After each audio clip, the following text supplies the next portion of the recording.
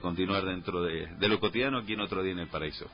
Ezequiel, ¿qué dice? ¿Cómo andas? ¿Bien? ¿Cómo estás, Jesús? ¿Todo bien? ¿Todo tranquilo? Muy bien, buenos días a toda la audiencia. Y estamos acá con dos invitados muy especiales, que es un agrado, por supuesto, tenerlos aquí.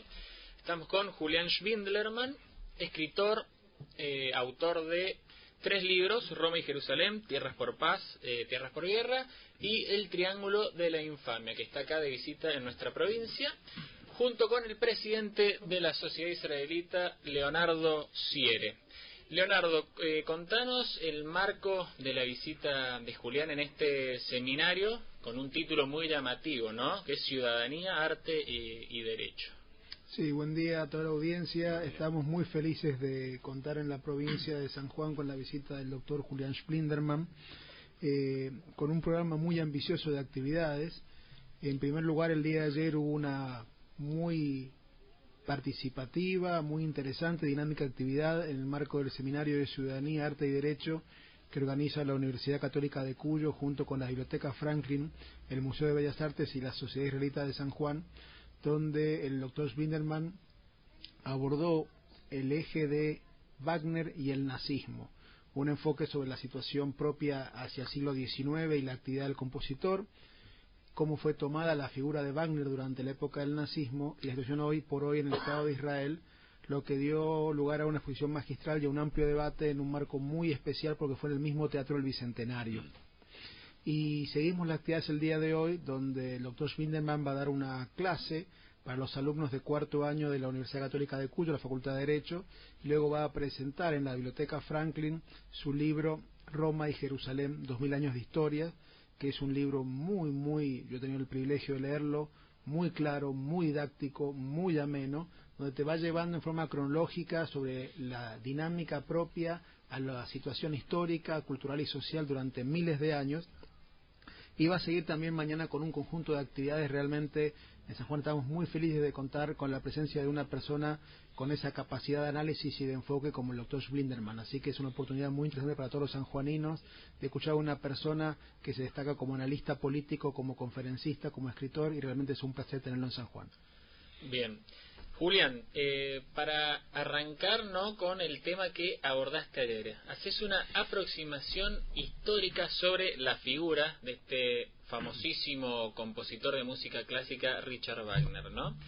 Y te enfocás sobre todo en el tema del antisemitismo que él desplegó en un escrito muy difundido y muy reconocido para la época, que vos decís que puede haber sido una fuente de inspiración para el posterior nazismo, ¿no? ¿Cómo es este antisemitismo que surge de estos escritos, de esta prosa también de Wagner, al margen, ¿no?, de lo que fue su talento musical? Sí, bueno, ante todo, gracias por recibirme, me gusta estar acá, gracias a Leonardo y a la Sociedad Israelita por la convocatoria y por supuesto a los demás anfitriones, a la Universidad Católica, Museo y demás.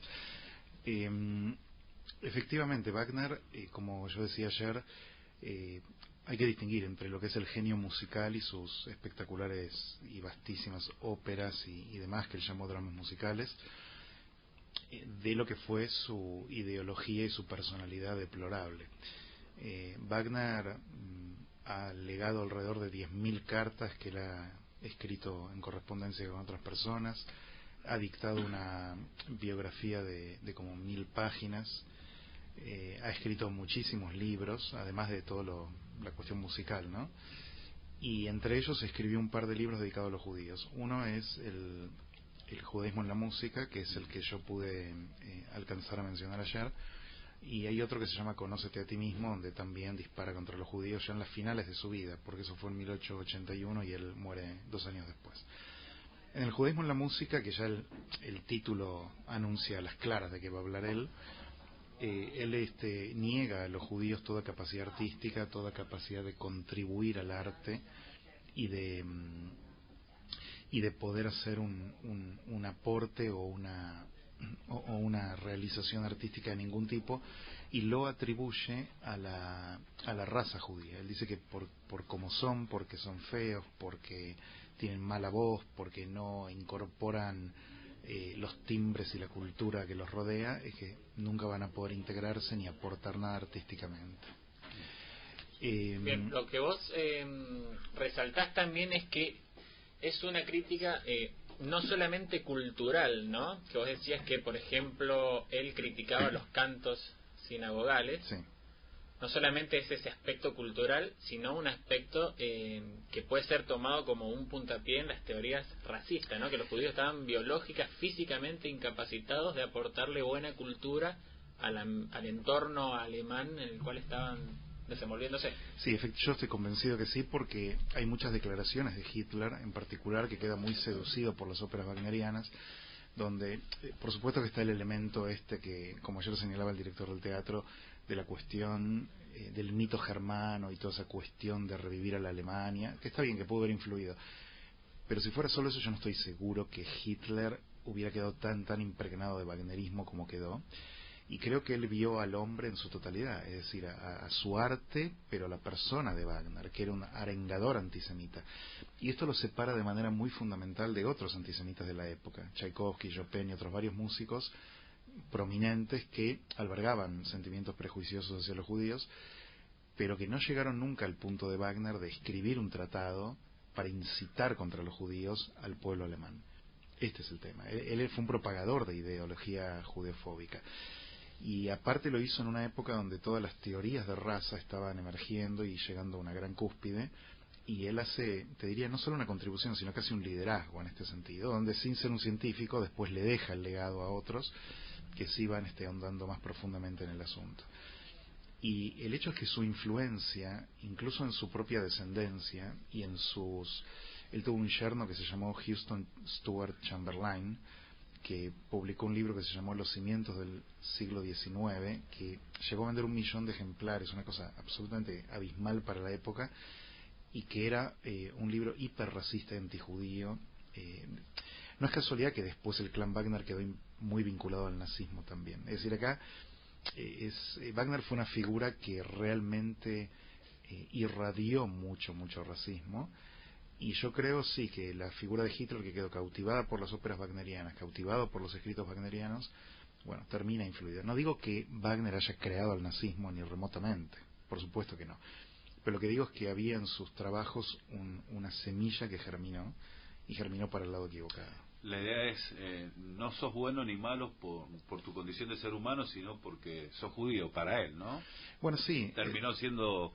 Esa es su concepción de las cosas, ¿no? Era un antisemita, o sea, era un hombre que odiaba a los judíos, a pesar de que tenía buenos lazos con los judíos. En su vida cotidiana y profesional se llevó muy bien con muchos músicos de renombre judío, incluso el Parsifal, que es su ópera cristiana. Todas las demás son así, míticas, paganas, si se quiere. Parsifal es netamente cristiana, muy religiosa, y fue prohibida por los nazis porque justamente no les gustaba toda esta celebración del cristianismo. Pero él, para el estreno de Parsifal, exige que el director sea Hermann Levy, que era un judío descendiente de por lo menos, no sé, muchísimas generaciones de rabinos, pero reformista, ¿no? Él, en la época de esta ilustración alemana judía, él es reformista. Y llegó a ser autodiante en algún punto, pero más allá de eso, él era reconocido como un judío. Y Wagner exige que en el estreno de Parsifal en Bayreuth sea este judío el que dirige la orquesta. Y cuando le dicen, no, mirá, es un judío, él responde, no Levy, no Parsifal. O sea que tiene estas cosas rarísimas que uno dice, pero... Está contradictorio. Muy contradictorio. Yo lo cito a él donde él reconoce su ambivalencia también. Dice que su interior es un mar de contradicciones, qué sé yo, pero... Más allá de eso, de que en lo personal y lo profesional tuvo cálidos lazos con muchos judíos, sus escritos son, digamos, inequívocos, ¿no? Bien, ya que tocas este tema justamente del cristianismo, la charla que vas a dar hoy en la Biblioteca Franklin tiene que ver precisamente con relaciones entre cristianos y judíos, ¿no? Vas a abordar tu segundo libro, Roma y Jerusalén. Vos describís allí que el inicio de relaciones entre cristianos y judíos no fue bueno, ¿no? ¿A qué le atribuís, digamos, esos desencuentros o esa hostilidad en la primera hora, podríamos llamar, del cristianismo hacia el judaísmo, y cuál pensás que es el elemento detonante, ¿no?, para que después haya habido una posterior evolución hasta lo que tenemos hoy, que son relaciones, podríamos llamarles, cordiales. Desde ya, sí. Las relaciones cordiales son a partir de la segunda mitad del siglo XX, cuando la Iglesia Católica convoca el Concilio Vaticano II entre el 62 y el 65 y adopta la famosa declaración Nostra Aetate, cuyo párrafo 4 incorpora una definición sobre los judíos. La historia de esto lo vamos a ver más en la charla en detalle, no es el momento aquí. Inicialmente la Iglesia quería de hecho hacer un pronunciamiento vaticano sobre los judíos solamente, pero hubo oposición árabe y musulmana a esto. Y en consecuencia, bajo esas presiones, se terminó creando una declaración sobre todas las religiones no cristianas, dentro de las cuales se puso al judaísmo. Pero es sabido, para al menos los expertos, que el propósito del Concilio Vaticano II, en lo que refiere a las relaciones interreligiosas, era redefinir de manera fundamental las relaciones cristiano-judías, católico-judías en este caso, ¿no?, porque fue la Iglesia Católica. El problema son los previos años y los previos siglos desde el nacimiento del cristianismo, y donde inicialmente hubo una teología muy hostil a los judíos, en virtud de que no habían reconocido a Jesús como enviado de Dios, como Mesías y como Hijo de Dios. Y desde acá no los primeros cristianos, porque fueron todos ellos judíos, pero a partir de la muerte de Jesús y la redacción de los evangelios canónicos fundamentalmente, y el surgimiento de la Iglesia Católica como la conocemos, en esos siglos subsiguientes sí comienza a gestarse una hostilidad muy muy fuerte de raíz teológica contra los judíos, donde esencialmente se hacen algunas acusaciones que perduraron durante mucho tiempo. Una fue que habían matado a Jesús, lo cual es falso, y la otra fue que Dios había abandonado a los judíos por eso, que también era falso.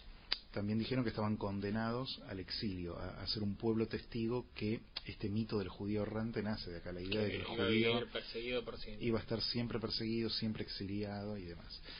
Y esto dio lugar, por un lado, a una actitud ambivalente del papado, porque por momentos, vos fíjate, por un lado había una arenga antijudía muy violenta. Esto incitaba a las masas a hacer pogromos y matar a los judíos, pero a la vez el papado no quería que los judíos mueran, porque parte de su prédica era que el judío estaba como pueblo testigo condenado no a la destrucción, sino al permanente exilio global, digamos. Sí, muchos hablaban de reconciliación, que en el lenguaje cristiano quiere decir conversión a la nueva religión de Dios, que era representada por la Iglesia en ese momento. Sí, ese es un tema que yo abordo ahí con cuidado, porque el término coloquial reconciliar significa hacerse amigos, básicamente, ¿no? Reconciliémonos, una pareja se pelea y se reconcilia. Pero teológicamente la palabra reconciliación significa la integración, en este caso, de cristianismo y judaísmo. Entonces, a veces cuando el Papa da discursos, hay que leer con mucho cuidado qué está diciendo. Cualquier Papa, digo, ¿no? Habla a lo largo de toda la historia. Pero igualmente, requiere un ejercicio y no es fácil distinguir exactamente de qué manera lo está diciendo. Bien. Si te mencionamos, por citar las últimas tres figuras, ¿no?, si se quiere. Sí. Juan Pablo II, Benedicto XVI y el actual Papa Francisco. ¿Qué semejanzas y diferencias podés encontrar en la actitud de cada de ellos hacia los judíos en general y hacia el Estado de Israel en particular? Muy bien. Vamos a una pregunta abarcadora. Vamos a distinguir, es muy buena tu distinción. No, está bien, está muy bien tu distinción. Con los judíos los tres papas tuvieron relaciones formidables. Con Benedicto un poquito menos cálidas, pero sin embargo desde el punto de vista de las enseñanzas de la Iglesia Católica las preservó todas ellas. Obviamente que esto se genera en 1962 en adelante con el Concilio Vaticano II, que lo inicia Juan XXIII, y de ahí en más Pablo VI lo lleva a su fin, quizás no con muchísimo entusiasmo, pero hay que reconocerle que lo concreta. Lo impulsó. Hay un papa de los 33 días, Juan Pablo I, que muere en circunstancias raras, era muy projudío él en particular. Y Juan Pablo II es un hombre que ha tenido una calidez personal con el pueblo judío realmente impresionante.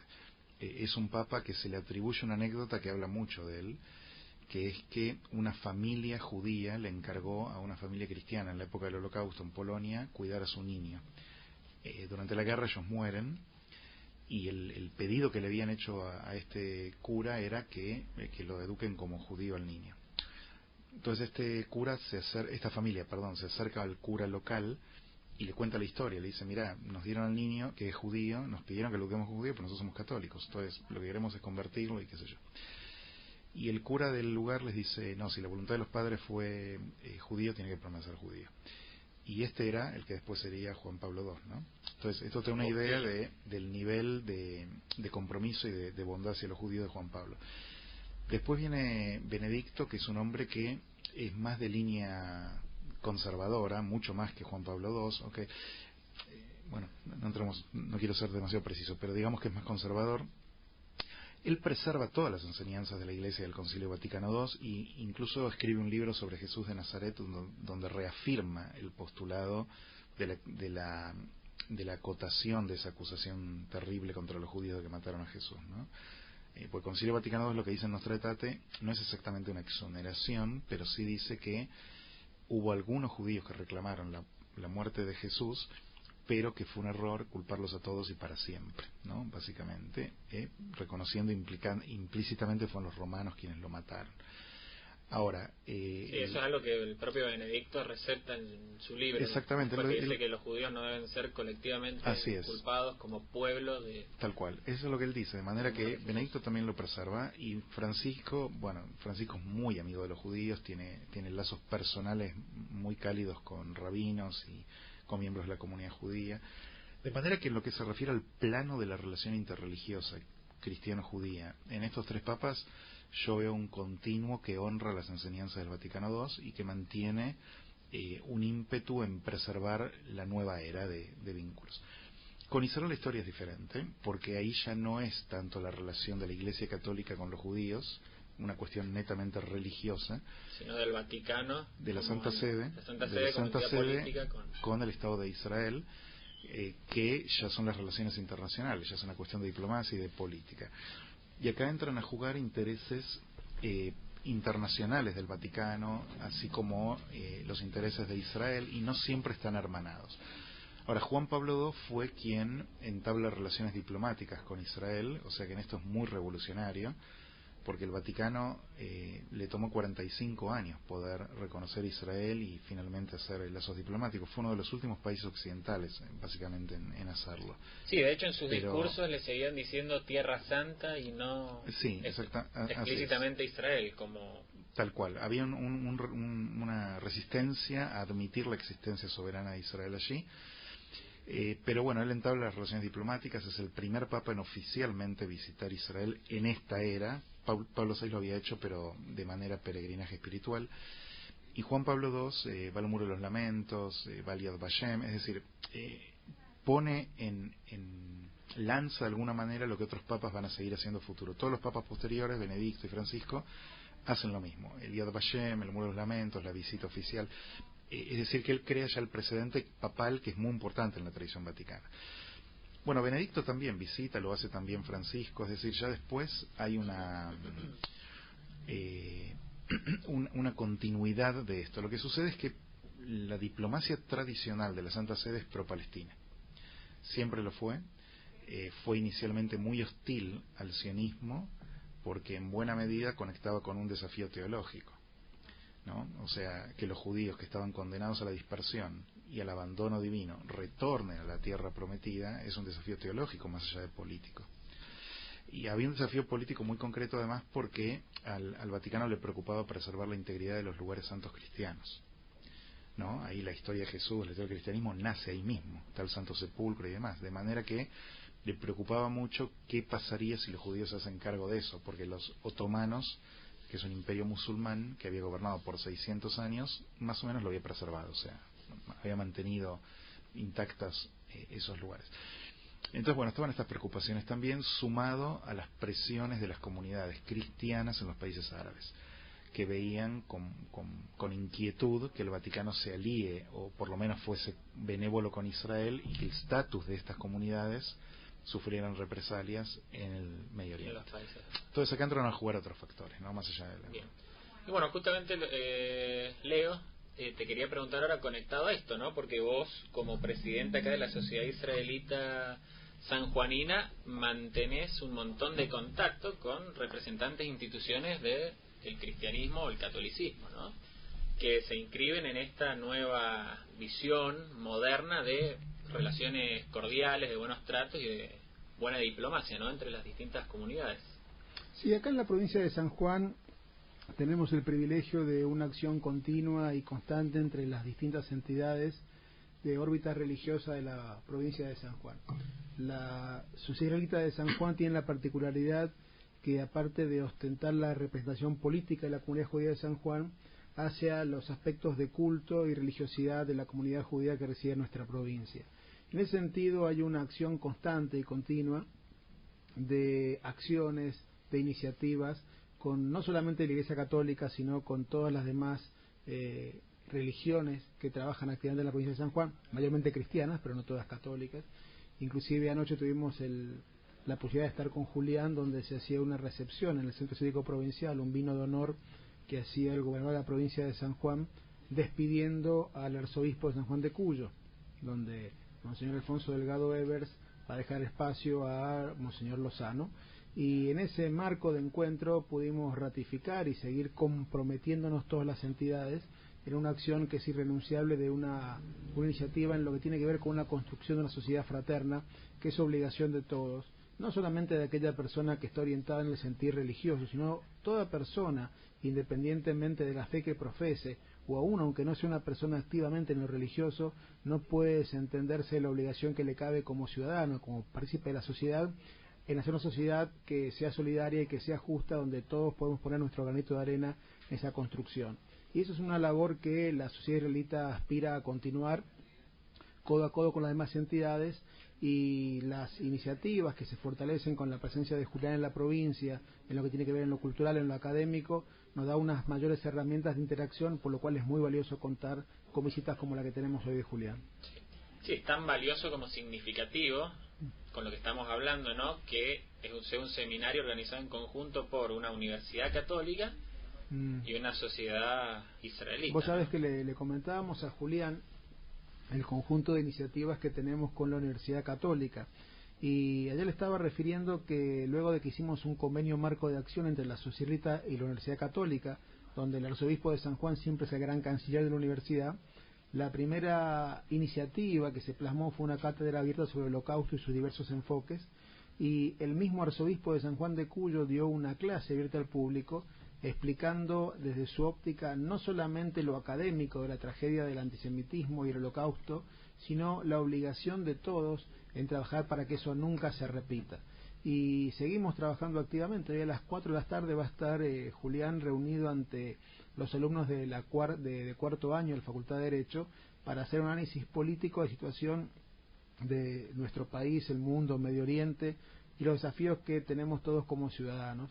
Y mañana seguramente seguiremos haciendo actividades, porque es una labor que no es que sea un aspecto que debe tomarse cada día en forma intensa, pero nunca dejarlo de abordar, para que poco a poco todos podamos consolidar lo que te decía recién. Y entiendo que en ese sentido el accionar de todas las entidades de culto que trabajan en la provincia es muy significativo. Para que sepa la audiencia, San Juan va a ser sede en el mes de octubre del segundo Congreso Nacional de Diálogo Interreligioso, y trabajamos activamente desde la Sociedad Israelita en esa organización, y entendemos que es un ejemplo más que sale de San Juan a la Argentina toda, de cómo podemos trabajar en forma activa por una sociedad mejor. Perfecto. Bueno, para cerrar, Julián, la última pregunta para vos, ya que, digamos, también te especializás, ¿no?, en el análisis político internacional, no quería dejar de preguntarte, por esta figura tan cautivante del presidente de los Estados Unidos, Donald Trump, ¿no? Vos sos muy lector de los diarios internacionales, donde generalmente Trump es demonizado como mínimo, ¿no? De ahí para arriba recibe cualquier tipo de comentarios. Bueno, quería saber desde tu experiencia, ¿no?, del análisis, sabiendo que has tenido viajes a Estados Unidos, a Israel, que es un país aliado a Estados Unidos, ¿cómo describís esta figura como personaje en sí y qué te parecen, a grandes rasgos, por supuesto, los primeros meses de su presidencia, enfocándonos, ¿no?, en estas relaciones internacionales, ya que ha estado hace poco tanto en Israel, ¿no?, en la parte aliada ideológica, como en Arabia Saudita, que es la parte aliada más por intereses petroleros que por ideología. Claro. Sí, bueno, es bastante significativo que Trump haya elegido en su primera visita internacional incorporar a Israel, cosa que hasta ahora no había pasado para un presidente americano, y que además haya hecho como primer destino Arabia Saudita, que nunca antes había pasado. Sobre todo porque Trump venía de una campaña como candidato donde se lo acusó mucho de islamófobo y demás, y me imagino que buscó de algún modo romper con esa idea y forjar una alianza sunita muy fuerte contra Irán, que la alianza existe, pero Estados Unidos había estado más del lado de los iraníes con Barack Obama y el pacto nuclear y demás, donde los principales aliados históricos de Estados Unidos en la región, que son Israel y los países del Golfo, y Egipto y Jordania y demás, estaban bastante alarmados. Entonces este viaje buscó más que nada reconfigurar geopolíticamente ese tablero, reforzar la alianza con Israel, dispersar dudas que hubiera acerca de prejuicio antimusulmán por parte de Trump, y darle advertencias muy claras a Irán. Todo esto ocurrió. Buscó también, relanzar el proceso de paz palestino-israelí, que bueno, veremos qué sucede. Hasta ahora todos los presidentes nuevos tienen la esperanza de relanzar el proceso y todos terminan en fracaso. No me sorprendería que le pase lo mismo a Trump, a menos que tenga un enfoque diferente. Y se puede ver desde ahora un enfoque medianamente diferente, cuando Trump está poniendo mucho énfasis en la educación palestina hacia la paz o no, en su currícula y en su prensa y demás. Este es un tema que en general fue ignorado por todos los predecesores y ahora se está hablando, por lo menos, ¿no? De repente la ONU... Sí, el famoso doble discurso que antes Exacto. quedaba de lado, ¿no? Que en inglés los líderes árabes hablaban en favor de la paz, pero en idioma árabe para su propio pueblo mantenían la retórica belicista y anti-israelí. Así es. Entonces esto de alguna manera Trump pone el dedo en la llaga y, según se trascendió de algunos reportes, le gritó a Abbas, incluso por este tema, por haberle mentido y demás. De modo que, bueno, el problema con Trump es que es muy difícil predecir nada con él, porque él es tremendamente impredecible, tiene una personalidad rara que genera mucho desconcierto, y esto dificulta la determinación de política futura. Pero se ha rodeado de una claque de expertos profesionales muy buenos, algunos embajadores muy notables, asesores de seguridad nacional y demás, que dan la impresión de que lo van a poder orientar a los lugares correctos. Bueno, habrá que ver. Simbólicamente, por lo menos, ha hecho algo significativo, que es visitar el Muro de los Lamentos, ¿no? Primer presidente de Estados Unidos en hacerlo. Y no solamente eso, sino que subió una foto a su cuenta de Twitter, ¿no?, de portada, retratando ese momento. Lo de Twitter, él es un absoluto enfermo mental con Twitter. Por eso digo, desde las 6 de la mañana está tuiteando y vuelve loco a sus asesores y demás, ¿no? Pero lo de Twitter está bien, es anecdótico. Me parece que sí, lo que señalas es muy simbólico, que es esta visita presidencial al Muro de los Lamentos, y además una declaración posterior que él hace, donde dice que la conexión judía con el Muro de los Lamentos es milenaria y demás. Que a ver, esto es obvio para cualquiera que conozca la historia, pero es necesario que él lo diga porque hay toda una negación de parte palestina, árabe, musulmana, respaldada por las Naciones Unidas, por ejemplo por la UNESCO, que niegan consistentemente los lazos judíos con una resolución de la UNESCO sobre finales del año pasado, ¿no? Así es. Apoyada por Obama y otra ahora y otras ahora recién. No, la de Obama es la del Consejo de Seguridad contra los asentamientos. El Consejo de Seguridad. No, Estados Unidos no apoya las de UNESCO. De hecho, en una época dejó de pagar a UNESCO y demás. Pero el problema es que la UNESCO tiene, los votos mayoritarios de árabes, musulmanes y demás, y van votando la mayoría automática de estas maneras. Pero sí, hay un tema también vinculado al estatus de Jerusalén y si Estados Unidos va a mover su embajada de Tel Aviv allí o no. Él en campaña dijo que lo iba a hacer, luego no lo hizo, pero puede que lo haga. Es decir, con Trump no se puede anticipar. Sí, también no se sintió muy apoyado por la izquierda judía en Estados Unidos, que es mayoritaria, ¿no? Que no quería saber nada con mover la embajada, muchos de ellos, porque decían que iba a ser un retroceso en el proceso de paz y que ellos preferían privilegiar eso, ¿no? Correcto, sí. Bueno, muchísimas gracias Julián, muchísimas gracias Leonardo, el saludo también al doctor Oscar Cuadros, organizador de este seminario. Y bueno, ha sido un gusto tenerte acá en la radio y te deseamos el mayor de los éxitos en el resto de tu recorrido por la provincia, tanto en la universidad como en la Biblioteca Franklin, ¿no? Muchas gracias, Julián. Muchísimas gracias. Gracias, Leo, también. Gracias, muchas gracias a ustedes. Vamos a la pausa y enseguida volvemos con más programa Otro Día en el Paraíso.